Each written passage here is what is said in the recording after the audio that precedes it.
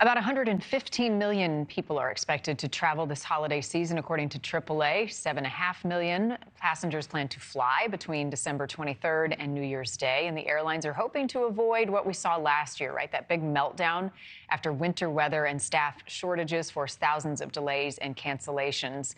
Here to talk us through the holiday travel season, make sure we get from A to B smoothly, CEO of JohnnyJet.com and travel blogger Johnny Jet. I like your shirt, festive. Hey, thank you. Award for you.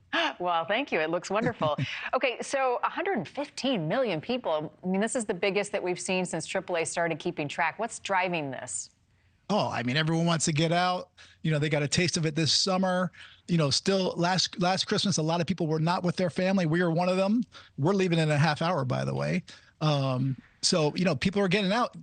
The Sunday after Thanksgiving was the busiest day of all time at airport checkpoints. Wow. Broke 2.9 million people. Yesterday was 2.4 million people. And 4 years ago on the same day yesterday was only 1.9 million. So that's 500,000 people more. So it's really a huge influx. Crazy, crazy. Okay, where are you headed? Oh, that's a secret, but I'm going internationally. Okay. I'll talk to you next month and hear all about it. So what are you hearing right now at the airports? Like, how busy are things? Any hiccups yet that we need to share? No, I mean, you know, I'm in LA and the weather has been frightful. And frightful. Oh, like lots of rain? Yeah, a lot of rain. It rained all night. And, you know, the East Coast has some storms dealing with. But, you know, there were some storms and the airlines did well. I mean, last year when Southwest had this debacle, it was a major storm. It threw their whole system off. But the problem was that Southwest was just scheduling, you know, they were trying to make up money from the pandemic. So they had back-to-back schedules for their crew, for their planes. And then one little hiccup just threw them all off. And then their tech went down. But, you know, I think the airlines learned. I'm pretty sure that we're going to have another smooth travel, just like Thanksgiving. Thanksgiving was a big test. And, you know, it was smooth. We passed. Okay, that's good. But every once in a while, right, things can happen. Life happens. Definitely. You say act quickly. So if it's not weather, it's something else that changes your plans, delays you, get you stuck someplace. Who should the first call be to? Well, listen, I monitor everything. So I've been monitoring my flights. I use an app called Flighty. I use TripIt. I use the airlines app. And I also use Google. I just put in my flight number and I see where the plane is coming from. I monitor that flight. If there is a delay or if there's a cancellation, you need to have a backup plan. So I know which flight I'm going to take if my flight cancels today.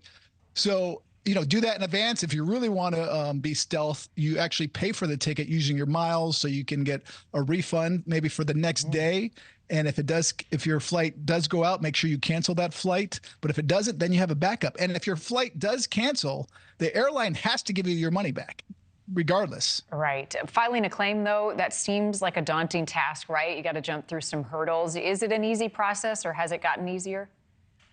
You know what? I don't think I've ever filed a claim, but what you do, first of all, try and take it out with the airline at first. Deal with them. If they don't respond, give them a couple weeks.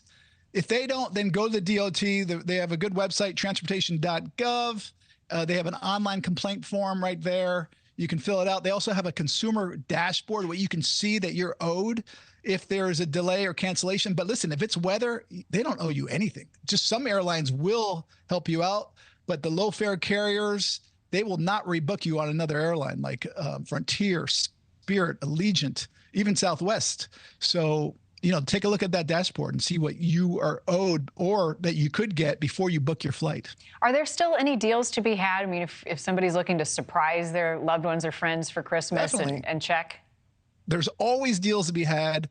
You just got to be flexible. I was looking a couple days ago for our backup flight because my other backup didn't work out. And I could still fly. If I flew this Saturday, I was actually cheaper than what I paid 3 weeks ago. Wow, so you have a backup to a backup. Listen, I have two little kids. They keep changing their plans with their school. I've had 3 tickets. Oh, do the kids know where you're going? They do know where we're going. Oh, okay. That's a fun surprise, though. Travel insurance. We always get the option to check the box. I mean, should we opt out ever, or should we always get it? I don't do it on the airline website. I go directly to the travel agency, or not the travel agency. If you have a travel agent, ask them, but use a travel insurance company. I worked with Allianz in the past. I use them. I use MedJet. I also use a website called insuremytrip.com, which is kind of like the kayak for travel insurance. It tells you all the different companies out there. I think it's 28, and you can look at that. And there's also SquareMouth. Thank you for watching. Go to newsnationnow.com to find NewsNation on your television provider. And don't forget to click the red subscribe button below to get more of NewsNation's fact-driven, unbiased coverage.